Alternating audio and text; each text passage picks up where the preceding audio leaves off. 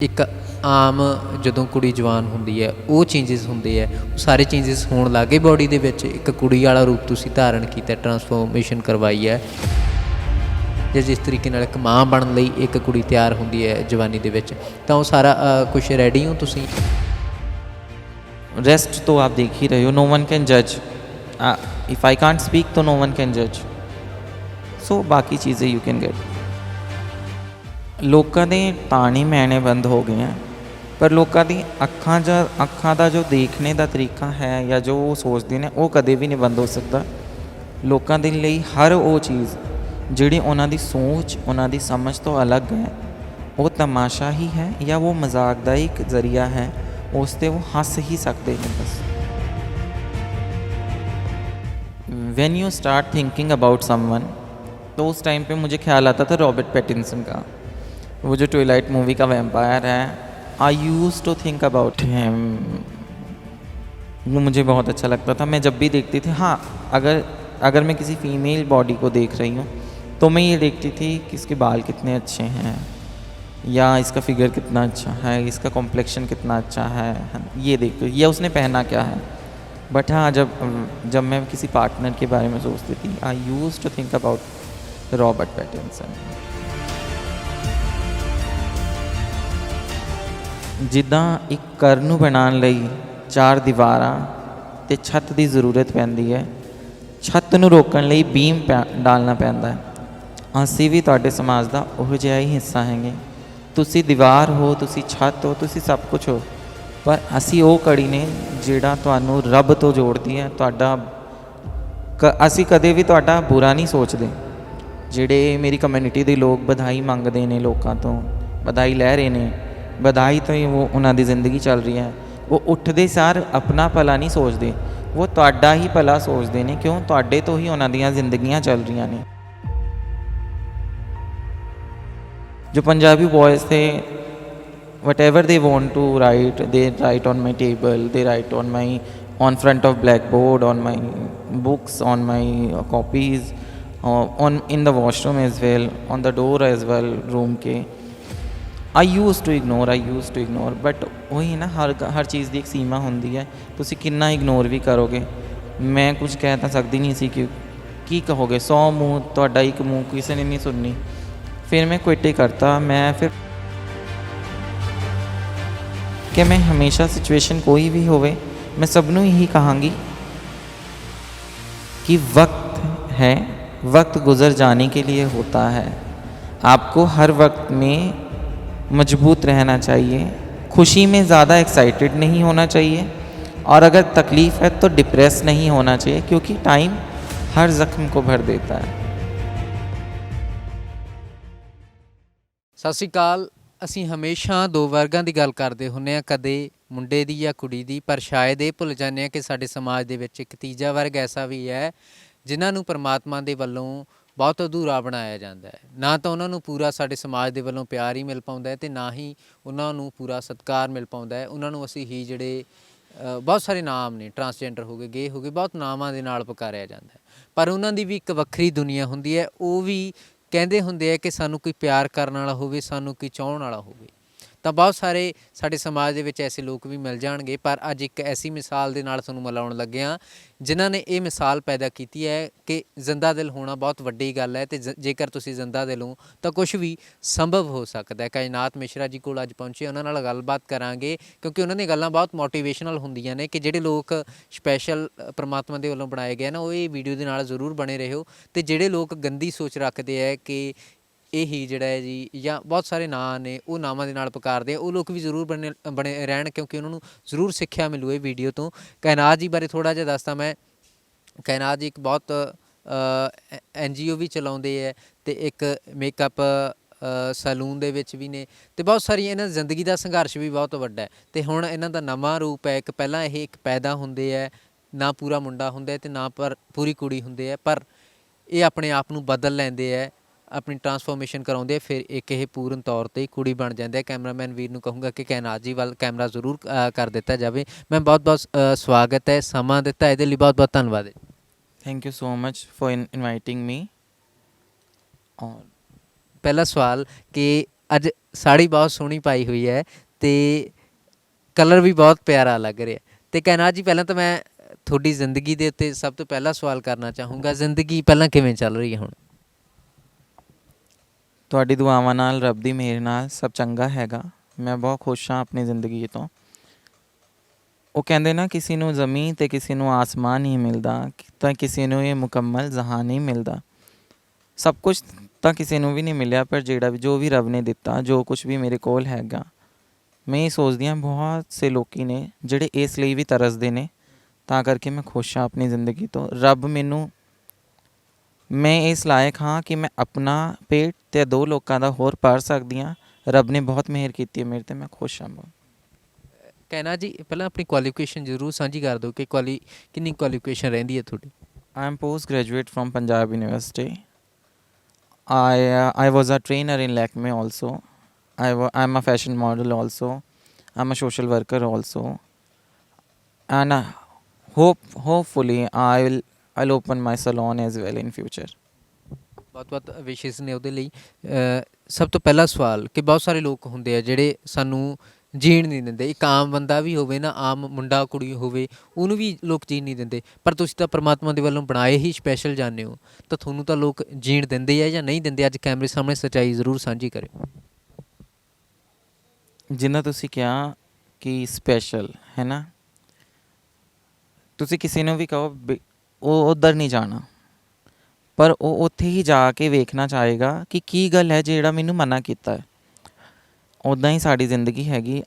ਅਸੀਂ ਜਿੰਨਾ ਚਾਹੁੰਦੇ ਹਾਂ ਕੋਈ ਸਾਨੂੰ ਕੁਛ ਨਾ ਕਵੇ, ਕੋਈ ਸਾਡੇ ਬਾਰੇ ਨਾ ਸੋਚੇ, ਨਾ ਸਾਨੂੰ ਵੇਖੇ, ਨਾ ਸਾਡੇ 'ਤੇ ਕੋਈ ਮਿਹਨਤਾਂ ਨਾ ਤੋਮਤਾਂ ਲਾਵੇ, ਪਰ ਓਨਾ ਹੀ ਸਾਡੀ ਝੋਲੀ 'ਚ ਆਉਂਦਾ ਹੈ, ਓਨਾ ਹੀ ਤਿਰਸਕਾਰ, ਓਨੀ ਗਾਲੀਆਂ, ਅਸੀਂ ਓਨਾ ਹੀ ਮਖੌਲ ਮਜ਼ਾਕ ਦਾ ਪਾਤਰ ਬਣਦੇ ਨੇ।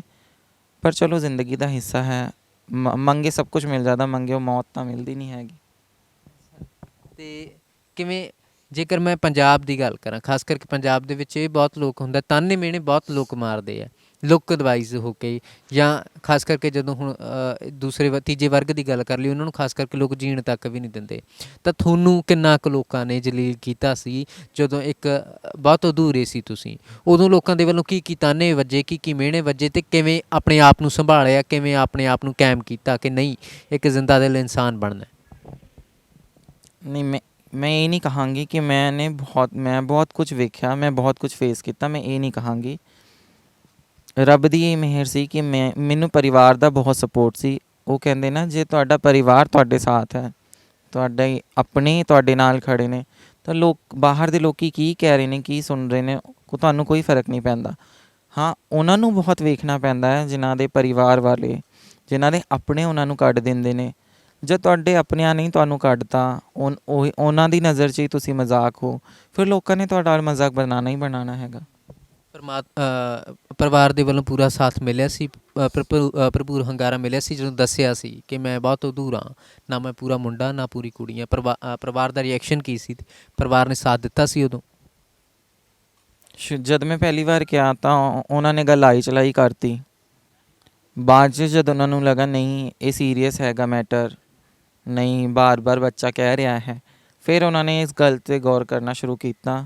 ਫਿਰ ਜਦ ਮੈਂ ਕਿਹਾ ਨਹੀਂ, ਮੈਂ ਇੱਦਾਂ ਇਹ ਕਰਨਾ, ਉਹ ਕਰਨਾ, ਉਹਨਾਂ ਨੇ ਕਿਹਾ ਠੀਕ ਹੈ, ਪਰ ਕੋਈ ਕੰਪਲੀਕੇਸ਼ਨਸ ਨਾ ਹੋਏ, ਤੈਨੂੰ ਕੁਝ ਨਾ ਹੋ ਜਾਵੇ, ਬਸ ਇਹ ਗੱਲ ਕਲੀਅਰ ਕਰ ਲਈ, ਫਿਰ ਜੋ ਤੂੰ ਕਰਨਾ ਕਰ ਲਿਆ, ਅਸੀਂ ਤੇਰੇ ਨਾਲ ਹਾਂ।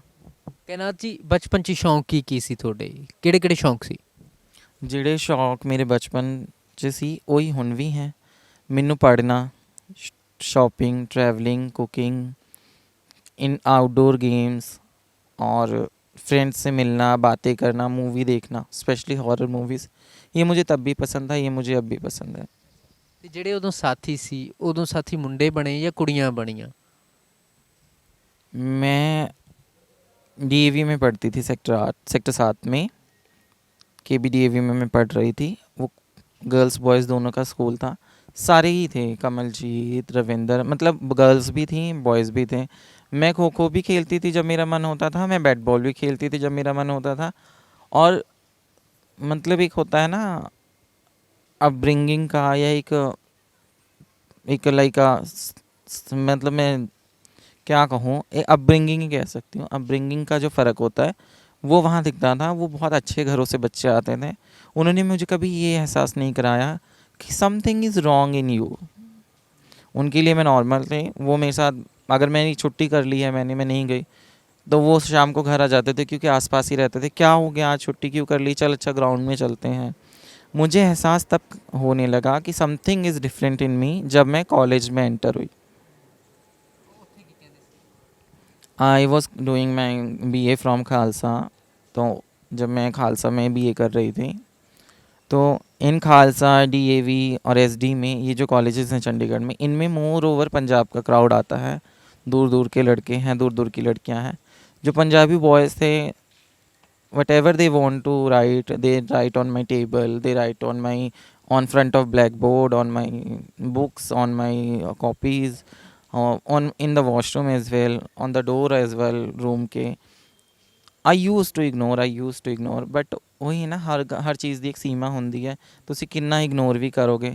ਮੈਂ ਕੁਝ ਕਹਿ ਤਾਂ ਸਕਦੀ ਨਹੀਂ ਸੀ ਕਿ ਕੀ ਕਹੋਗੇ, 100 ਮੂੰਹ ਤੁਹਾਡਾ ਇੱਕ ਮੂੰਹ ਕਿਸੇ ਨੇ ਨਹੀਂ ਸੁਣਨੀ। ਫਿਰ ਮੈਂ ਕੁਇਟ ਹੀ ਕਰਤਾ, ਮੈਂ ਫਿਰ ਪ੍ਰਾਈਵੇਟ ਹੀ ਪੜ੍ਹਨ ਲੱਗ ਗਈ ਹਾਂ। ਤੇ ਜਾਣੀ ਉੱਥੇ ਵੀ ਬਹੁਤ ਸਤਾਇਆ ਗਿਆ ਤੁਹਾਨੂੰ ਕਿ ਬਹੁਤ ਤਾਨੇ ਮਿਹਣੇ ਵੱਜੇ ਹੈ ਨਾ। ਅਤੇ ਜਿਵੇਂ ਫਿਰ ਉਦੋਂ ਮਹਿਸੂਸ ਕਿਵੇਂ ਦਾ ਹੁੰਦਾ ਸੀ ਕਹਿਣਾ ਜੀ, ਕੀ ਲੱਗਦਾ ਸੀ ਕਿ ਉਹਨਾਂ ਲੋਕਾਂ 'ਤੇ ਗੁੱਸਾ ਆਉਂਦਾ ਸੀ ਜਾਂ ਉਹਨਾਂ ਲੋਕਾਂ ਦੀ ਸੋਚ 'ਤੇ ਸ਼ਰਮਿੰਦਗੀ ਮਹਿਸੂਸ ਹੁੰਦੀ ਸੀ? ਮੈਂ ਇਹ ਸੋਚਦੀ ਸੀ ਕਿਉਂ ਕਹਿ ਰਹੇ ਆ, ਮੈਂ ਤਾਂ ਇਹਨਾਂ ਨੂੰ ਕੁਝ ਨਹੀਂ ਕਿਹਾ। ਮੇਰੇ ਮਾਈਂਡ 'ਚ ਇਹ ਨਹੀਂ ਆਉਂਦਾ ਸੀ ਕਿ ਮੇਰੇ 'ਚ ਕੋਈ ਕਮੀ ਹੈਗੀ ਜਾਂ ਇਹ ਪਾਗਲ ਨੇ। ਨਹੀਂ, ਮੈਂ ਹਮੇਸ਼ਾ ਇਹ ਸੋਚਦੀ ਹਾਂ ਮੈਂ ਤਾਂ ਕਿਸੇ ਦਾ ਬੁਰਾ ਨਹੀਂ ਕੀਤਾ, ਲੋਕੀ ਮੈਨੂੰ ਕਿਉਂ ਕਹਿ ਰਹੇ ਨੇ। ਇਹ ਸੋਚ ਕੇ ਮੈਂ ਰੋਂਦੀ ਸੀ। ਤਾਂ ਮੇਰੀ ਮੰਮਾ ਕਹਿੰਦੇ ਸੀ ਜੁੱਤੀ ਮਾਰ ਉਹਨਾਂ ਨੂੰ, ਤੂੰ ਆਪਣੇ 'ਤੇ ਧਿਆਨ ਦੇ, ਸਾਡੇ ਲਈ ਤੂੰ ਬਹੁਤ ਸਹੀ ਹੈ। ਉਹ ਮੇਰੀ ਮੰਮਾ ਇਹ ਗੱਲ ਕਹਿੰਦੇ ਸੀ, ਦੇਸੀ ਘਿਓ ਦਾ ਲੱਡੂ ਚਾਹੇ ਟੇੜਾ ਹੋਵੇ ਚਾਹੇ ਸਿੱਧਾ ਹੋਵੇ, ਹੁੰਦਾ ਲੱਡੂ ਹੀ ਹੈਗਾ। ਮੈਂ ਫਿਰ ਨੋਰਮਲ ਹੋ ਜਾਂਦੀ ਸੀ। ਇਹ ਲੱਡੂ ਤੁਹਾਨੂੰ ਕਹਿੰਦੇ ਸੀ? ਹਾਂ, ਮੈਨੂੰ ਮਾਂ ਬਾਪ ਸਾਹਿਬ ਆਪਣੇ ਬੱਚਿਆਂ ਨੂੰ ਕਹਿੰਦੇ, ਮਾਂ ਬਾਪ ਦੇ ਲਈ ਉਹਨਾਂ ਦਾ ਬੱਚਾ, ਚਾਹੇ ਤੁਸੀਂ ਐਵੇਂ ਹੀ ਦੇਖ ਲਓ, ਇੱਕ ਮੁੰਡਾ ਚਾਹੇ ਰੇਪ ਵੀ ਕਰਾਵੇ, ਉਹਦੀ ਮਾਂ ਉਹਨੂੰ ਕਦੇ ਗਲਤ ਕਹੇਗੀ? ਪਿਓ ਲਈ, ਮਾਂ ਲਈ, ਜਿਨ੍ਹਾਂ ਨੇ ਤੁਹਾਨੂੰ ਆਪਣੀ ਖੁਸ਼ੀਆਂ ਦਾਅ 'ਤੇ ਲਾ ਕੇ ਤੁਹਾਨੂੰ ਖੁਸ਼ ਕੀਤਾ ਹੈ, ਉਹਨਾਂ ਦੇ ਲਈ ਤਾਂ ਤੁਸੀਂ ਸੋਨੇ ਵਰਗੇ ਹੀ ਹੋ। ਸੋ ਕਹਿਣਾ ਜੀ, ਮੇਰਾ ਅਗਲਾ ਸਵਾਲ ਕਿ ਜਦੋਂ ਹੁਣ ਜ਼ਿੰਦਗੀ ਨਵੀਂ ਸ਼ੁਰੂਆਤ ਕਰ ਲਈ ਹੈ, ਇੱਕ ਆਪਣੇ ਆਪ ਨੂੰ ਤੁਸੀਂ ਇੱਕ ਕੁੜੀ ਦਾ ਰੂਪ ਪੂਰਨ ਤੌਰ 'ਤੇ ਦੇਤਾ, ਅਤੇ ਹੁਣ ਕੋਈ ਪਰੇਸ਼ਾਨੀਆਂ ਪਹਿਲਾਂ ਵਾਲੀਆਂ ਸੀ ਜਿਹੜੀਆਂ ਉਹ ਖਤਮ ਹੋ ਗਈਆਂ, ਜਾਂ ਜਿਵੇਂ ਉਹ ਪਹਿਲਾਂ ਲੋਕਾਂ ਦੇ ਤਾਨੇ ਸੀ ਜਾਂ ਲੋਕਾਂ ਦਾ ਦੇਖਣਾ ਸੀ, ਲੋਕਾਂ ਦਾ ਝਾਕਣਾ ਸੀ, ਉਸ ਤਰੀਕੇ ਦੀ ਬਰਕਰਾਰ ਹੈ? ਲੋਕਾਂ ਦੇ ਤਾਣੇ ਮੈਣੇ ਬੰਦ ਹੋ ਗਏ ਹੈ, ਪਰ ਲੋਕਾਂ ਦੀ ਅੱਖਾਂ ਦਾ ਜੋ ਦੇਖਣੇ ਦਾ ਤਰੀਕਾ ਹੈ ਜਾਂ ਜੋ ਉਹ ਸੋਚਦੇ ਨੇ, ਉਹ ਕਦੇ ਵੀ ਨਹੀਂ ਬੰਦ ਹੋ ਸਕਦਾ। ਲੋਕਾਂ ਦੇ ਲਈ ਹਰ ਉਹ ਚੀਜ਼ ਜਿਹੜੀ ਉਹਨਾਂ ਦੀ ਸੋਚ, ਉਹਨਾਂ ਦੀ ਸਮਝ ਤੋਂ ਅਲੱਗ ਹੈ, ਉਹ ਤਮਾਸ਼ਾ ਹੀ ਹੈ ਜਾਂ ਉਹ ਮਜ਼ਾਕ ਦਾ ਇੱਕ ਜ਼ਰੀਆ ਹੈ, ਉਸ 'ਤੇ ਉਹ ਹੱਸ ਹੀ ਸਕਦੇ ਨੇ ਬਸ।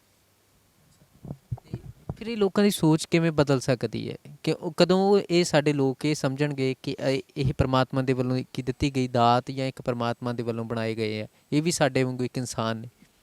ਦੇਖੋ, ਜਦ ਕੋਈ ਕਿੰਨਰ ਜਾਂ ਕੋਈ ਟਰਾਂਸ ਕਿਸੇ ਦੇ ਘਰ ਵਧਾਈ ਲੈਣ ਜਾਂਦਾ ਹੈ ਤਾਂ ਲੋਕ ਉਹਨਾਂ ਦੇ ਪੈਰ ਛੂਹਦੇ ਨੇ, ਤੁਸੀਂ ਸਾਡੇ ਲਈ ਦੁਆ ਕਰੋ, ਸਾਡੇ ਇਹ ਨਹੀਂ ਹੋ ਰਿਹਾ, ਸਾਡੇ ਉਹ ਨਹੀਂ ਹੋ ਰਿਹਾ, ਹੈ ਨਾ। ਪਰ ਜਦ ਉਹੀ ਬੰਦਾ ਰੋਡ 'ਤੇ ਚੱਲ ਰਿਹਾ ਹੈ ਤਾਂ ਤੁਸੀਂ ਉਹਦਾ ਮਜ਼ਾਕ ਉਡਾਉਂਦੇ ਹੋ, ਹੈ ਨਾ। ਇਹ ਇੱਧਰ ਦੀ ਲੋਕਾਂ ਦੀ ਸੋਚ ਇਹੀ ਹੈ, ਉਹ ਪਿੱਠ ਮੁੜਦੇ ਹੀ ਨਜ਼ਰੀਆ ਬਦਲ ਲੈਂਦੇ ਨੇ, ਤਾਂ ਉਹ ਨਜ਼ਰੀਆ ਕਦੇ ਵੀ ਨਹੀਂ ਬਦਲ ਸਕਦਾ, ਉਹ ਉਹੋ ਜਿਹਾ ਹੀ ਰਹੇਗਾ। ਜ਼ਿਆਦਾਤਰ ਮੈਂ ਪੁੱਛਾਂ ਤੁਹਾਨੂੰ, ਸੂਟ ਪਾਉਣੇ ਪਸੰਦ ਨੇ, ਜੀਨਸ ਪਾਉਣੀਆਂ ਪਸੰਦ ਨੇ, ਕਿਹੜੇ ਰੂਪ ਦੇ ਵਿੱਚ ਰਹਿਣਾ ਜ਼ਿਆਦਾ ਪਸੰਦ ਹੈ? मोर ओवर जो मेरा फेवरेट अटायर है वो साड़ी है, बट हाँ I like to wear suit also.